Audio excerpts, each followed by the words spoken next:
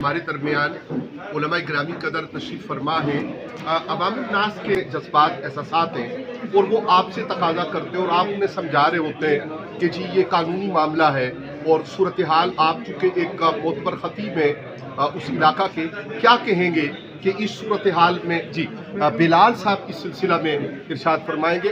जनाब बिस्मिल्लाहिर्रहमानिर्रहीम। हमने हर दौर में तक़दीस रसालत के लिए वक्त की तेज़ हवाओं से बगावत की है, छोड़कर सिलसिला रस्म फसूं का फ़कत एक नाम मोहम्मद से मोहब्बत की है। मैं तमाम उलमा इकराम का शुक्रिया अदा करता हूँ जो आज हमारी कॉल पर राजा इमरान खलील एडवोकेट साहब का दस्तो बाजू बनने के लिए यहाँ तशरीफ़ लाए। हम पहले दिन से यहाँ पे आ रहे हैं मरहूम वाजिद ज़रीन के केस के हवाले से, और जितने भी गुस्ताख हैं उन हवालों से इंशाल्लाह हमारी कोशिशें जारी रहेंगी।